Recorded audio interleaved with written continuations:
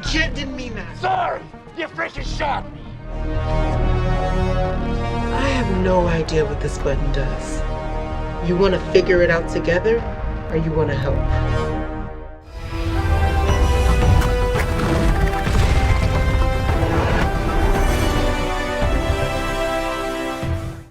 Alright, what is going on guys? It's Tazz here, and welcome back to the channel for another Batwoman video, and the 2021 DCTV season is finally upon us with the premiere of Batwoman Season 2. It just happened a couple of days ago. I've had some time to let this episode sit with me and think about it and everything. I absolutely loved this episode, just spoiler warning right off the bat. I thought it was amazing, so if you guys have not seen the episode yet, go watch it and then come back because I don't want to spoil it for you guys. But yeah, full on spoilers ahead, but just know I absolutely loved this episode. So without any further ado guys, let's just glide right into it. Going into Season 2 of Batwoman, they had the daunting task of not only writing out one lead, but also introducing a brand new one, and now this is information we were all privy to throughout the entirety of the Arrowverse's break over the last few months. It's been quite a long time since we've had shows on TV, but at least we've had quite a bit of Batwoman news to kind of keep us entertained in the meantime, and now that the show is finally here, we get to see what that sort of rebirth looks like for Batwoman here in Season 2. So here we go guys, Season 2, Episode 1 of Batwoman, titled Whatever Happened to Kane, and this show wastes absolutely no time jumping right into the action. I was actually surprised how well everything flowed from last season into Season 2 here. Everything kind of just happened immediately and it just didn't really even skip a beat, and I'm very glad that that was kind of the route that they decided to take.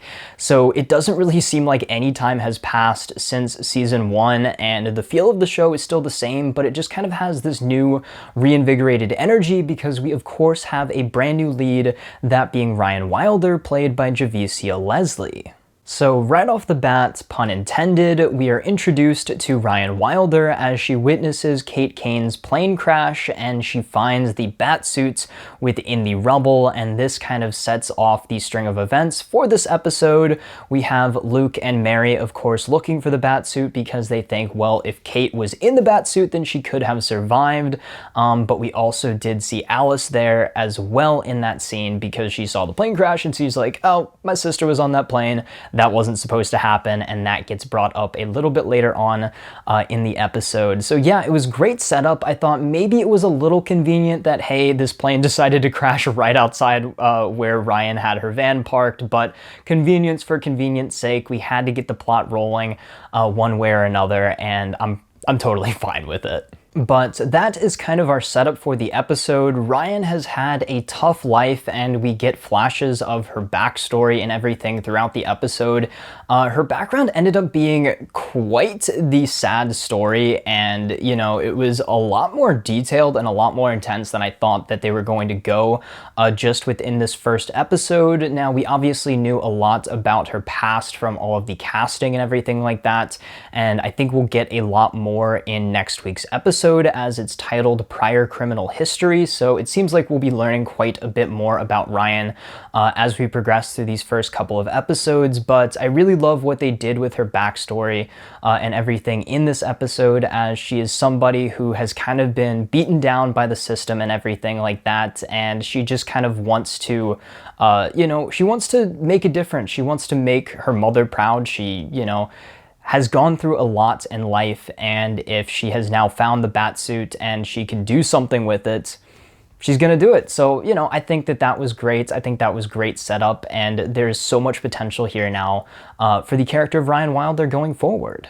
So in addition to this rebirth for Batwoman, we also have some original Team Batwoman members in the form of Luke and Mary. They're of course looking for Kate because they think that she could still be alive, so they're tracking the suit. But all while this is happening, we are reintroduced to Tommy Elliott, who has been, you know, had his face all changed so he looks like Bruce Wayne. He's making it Wayne out there. So, you know, we have Tommy Elliott, Hush, Bruce Wayne as kind of the villain of the week, and he's basically like the best villain of the week that we've ever had. He was great. I think it was pretty awesome how he pretty much acted like the, you know, pretentious jerk Bruce Wayne that's kind of the cover to the real Bruce Wayne when he's trying to, you know, make people believe that he's not Batman and everything like that. So I thought that that was pretty great. I thought all of his interactions with everybody like Luke and everybody, I thought that that was pretty awesome. And of course, you know, we kind of see everybody sort of see through the cracks of this facade of Hush later on throughout the episode. But yeah, I thought that the Hush Bruce Wayne was pretty great. And yeah, in addition to Hush Bruce Wayne, we also have some stuff going on over at the Crows. Of course, Jacob is going through it again because now he's had yet another daughter that is just mysteriously gone. And he's like, you know what, I'm not going to make the same mistake I made with Alice all those years ago. I'm not stopping until we find Kate. So yeah, that's kind of where everybody is when we're introduced to them again here in season 2. But shifting gears a little bit back over to Ryan, we have her actually go try on the suit for the very first time in a pretty awesome suit up montage. I thought it was great how she was just, you know, putting on the suit and was like, I don't even know what half this stuff is, but I'll go with it. And I absolutely loved that first scene with Ryan all suited up going against those guys from the False Face Society. She did name drop that. It does seem like they have the snake bite drug with them. And again, another Riverdale thing. It literally looks like the Southside Serpents logo on that little container or whatever. But yeah, I thought that whole scene was absolutely awesome. Just her kind of stumbling her way through being Batwoman. She thinks that she can take on these guys, and she can because the suit is like absolutely overpowered. But I just thought it was great how throughout the whole thing, she just kind of, like I said, stumbled her way through it, but eventually was able to kind of figure things out and, you know, strike the fear of the bats into these criminals. And then I just loved at the end how she was just like, you know, I don't know what this gauntlet thing does, but we're going to find out together. So I thought that was pretty fun. But while Ryan is taking the Batsuit out for a bit of a joyride, Team Batwoman is having quite the issue, obviously, as they think Batman's back, they think Bruce is back, but it's obviously not. Luke kind of falls for it. He hands the kryptonite over to Hush, who then, you know, brings it back over to Alice and is like, hey, got the kryptonite you asked for. So that's, you know, kind of another L there for Luke. So unfortunately, Luke was not having a good episode, you know, like he was just one thing after another was going wrong for him. And I almost feel like that this possibly could be the beginning of him wanting to go towards the direction of Batwing. I don't think that we're going to get Batwing this season. I think maybe if they didn't have to go through introducing Ryan and everything this season, maybe we could have seen Batwing get fast-tracked a little bit more. But since we have to put so much focus over on Ryan now, I think Batwing will probably take a bit of a back seat, but I think that this episode might be planting the seeds for something to come a little bit later on with Luke and him possibly progressing towards that mantle of Batwing a little bit later on. Maybe something set up for possibly season 3. But eventually, after Ryan is done dealing with the False Face Society, which, quick side note, it seems like those guys were kind of like parts of other gangs. Like, so the one guy had the Joker-esque clown mask, the other guy had kind of this Scarecrow-esque mask. So are the different gangs in Gotham actually working together all under possibly Black Mask with his False Face Society? I have absolutely no clue. That's just kind of a little observation that I had there. I thought that that was pretty interesting. Maybe the different masks that these guys had on didn't really mean anything, but you know, that's just me looking too far into things. But anyway, after Ryan has dealt with these criminals, that is when Luke and Mary actually go confront her because they think that it's Kate in the suit. When they find her, Ryan turns around and of course that's not Kate, it's Ryan in the suit, and we have the first meeting of original Team Batwoman there with the brand new Batwoman before she's kind of fully come over to their side. So we have a really interesting scene here. So obviously Luke and Mary want Ryan to hand over the suit, but Ryan's like, no, I can't do that. I'm not done with it. I have a mission. I'm going to accomplish this mission because I need to. This is something that I have to do. This is something that I feel obligated to do. Is she's got this power now. The whole thing that she was saying this episode is she felt powerless. Now, having the bat suit, it's something to make her feel powerful. She is able to, accomplish things that she never thought that she could. She's going to be able to, make her mother proud.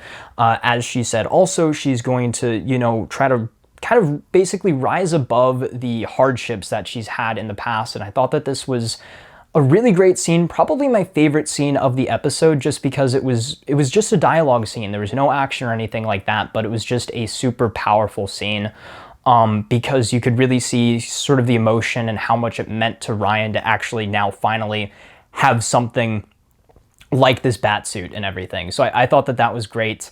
Even though Mary and Luke obviously wanted it back, Ryan's like, nope, I've got some more work to do, and then she grapple hooks away. So after this meeting, Ryan is then again on her own with the bat suit, now armed with the tools to kind of make this difference, fight back against the corrupt system that has brought her down her entire life. And, she has the power to make a change and to sort of not become another statistic like she was talking about earlier. But after that meeting scene, we do get another very kind of emotional scene as well. And I really enjoyed kind of the dichotomy there.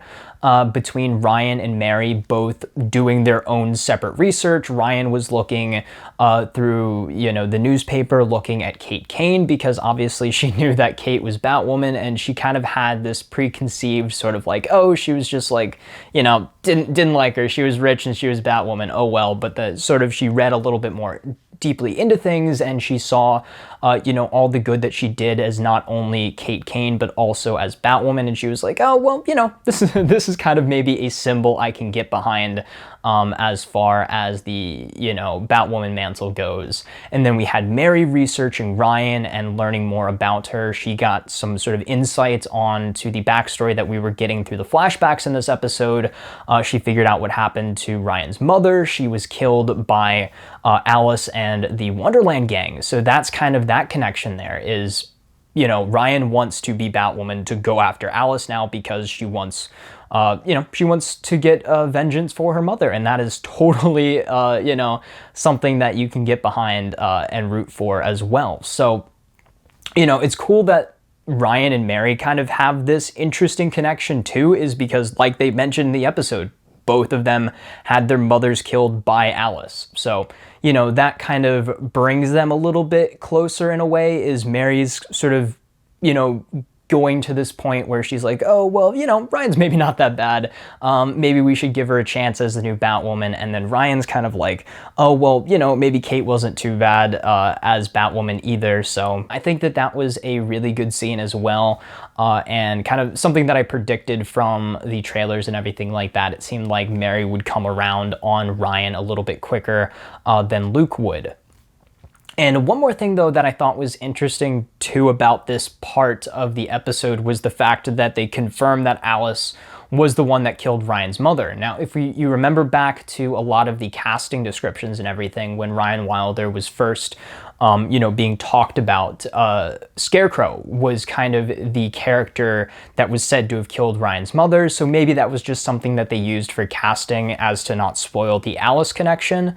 But yeah, I just thought that was pretty interesting that they ended up throwing the Scarecrow stuff out and bringing Alice in as the culprit, I guess you could say, for the murder of Ryan's mother. But just as we kind of have Mary and Luke come around a little bit on the idea of Ryan, becoming the next Batwoman, Ryan then kind of feels like, oh, maybe she can't live up to the legacy that Kate has left behind, and she turns on the tracker, and so the Batsuit is out there for free range, and that is where Hush comes back in. He goes down to the Batcave, he sees, oh, here's where the suit is, I want my suit back, or not my suit back, the suit, because he's not really Bruce Wayne. Anyway, Hush wants the suit back. He gets the little, like, gel gun that looks like it's from, like, the Arkham games, shoots at one of the walls in the Batcave, gets in the Batmobile Corvette, and, you know, goes after Ryan.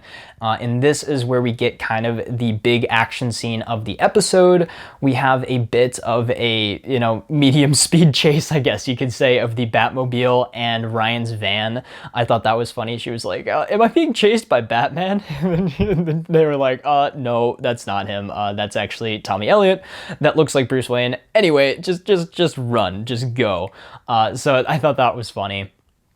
And then this kind of ended with Luke hacking into the Batmobile, redirecting the missiles, yada, yada, yada. Also, it was pretty funny how Hush was kind of singing the, you know, Batmobile lost a wheel, Robin laid an egg, whatever.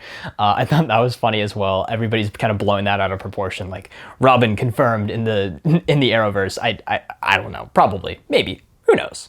But anyway, Ryan is able to get away just long enough to change into the Batsuit, and this is where we have our big final battle here between Ryan suited up as Batwoman and Tommy Elliott Hush. So I loved this scene. I thought it was great. We got to see Ryan's sort of martial arts background on full display here. We got to see just how much that plant meant to her, as it is kind of the last thing that she has left of her mother. So when Hush destroyed it, she just went absolutely just in the zone and just destroyed Hush right then and there. Kind of, you know, messed up his face quite a bit. That was kind of nasty. I was like, oh, that's... I didn't know they were able to show that much on this show. But yeah, I mean, I guess they've been cutting people's faces off since season 1. So, you know, it was just kind of an interesting way to defeat Hush there at the end. But yeah, I thought it was a great fight scene and, you know, a fitting end to this section of the episode. So now, before we get over to the final parts with Ryan for this episode, let's check in on some of the other characters. While this was going on, we had sort of some side stuff with Alice and Jacob. So Jacob went to go meet Alice over at Wayne Manor, where she basically just flat out said, hey, Kate was Batwoman. Live with that. You know, so that was a pretty interesting scene. I wasn't actually expecting that, but it makes sense because literally everybody was figuring out that Kate was Batwoman in this episode. And I guess it's fitting, just, you know, so that's kind of all out there on the table. And then we can kind of have the mystery of Ryan now for, you know, the Crows and everybody else that doesn't know who this new Batwoman is. But yeah, it was pretty crazy how Alice just like flat out said, hey, Jacob, yeah, Kate was Batwoman. You spent your last moments with her just shooting at her because you hated Batwoman. So, you know, that was pretty sad, pretty intense. This entire episode was pretty sad, to be honest. Especially there at the end, you know, when Jacob turned on the bat signal and nobody came. He was like, well, that just kind of confirms it. But yeah, that was a pretty sad moment as well. And like I said, speaking of sad moments, we also had Sophie get that letter from Kate at the end of the episode as well. And again, that was another thing that was a little bit convenient. Like, hey, when did she have time to write this like super sappy goodbye letter? But still, it was a sad and emotional scene, and it was fitting to have in this episode, again, to kind of like close out one chapter, close out the chapter of Kate's story so that we can now focus on Ryan's story in full force going forward. But now back over to Ryan, as she did prove herself worthy of the mantle of Batwoman in that final fight, but she does bring the Batsuit back up to Mary and Luke, and she's like, hey, I don't know if I'm ready for this. I don't know if I'm worthy of this. And she kind of just leaves it be there at the end of the episode. Now, obviously, this is just episode 1, so she'll be back for it. But yeah, I thought that that was kind of interesting there, how she was so set and was like, oh yeah, I need the suit. And then she, you know, did a really good job there at the end. She, you know, filled in, like, you know, it's like she basically was Batwoman there in full force there at the end of the episode. And then she was like, well, I'm not sure if I'm ready to kind of live up to the meaning behind the symbol and everything like that. But, you know, I think Ryan did a great job. I think she would have made her mother proud. And yeah, I think that that was, you know, such a great scene there with that final fight. And I think, you know, come next week's episode, she'll be ready to put the cowl on once again. But then finally, last couple of things for this episode. Final check-in with Ryan, and she's out on top of her van, you know, talking to the plants and everything like that, as that is sort of her talking to her mother and, you know, letting her know that, you know, she did good today. So, you know, that was pretty fun. She saw the bat signal up there in the sky and everything, but right there at the end, she did also realize, hey, maybe that kryptonite shot, you know, there's a little something more to that. So it looks like she has some sort of kryptonite poisoning or something.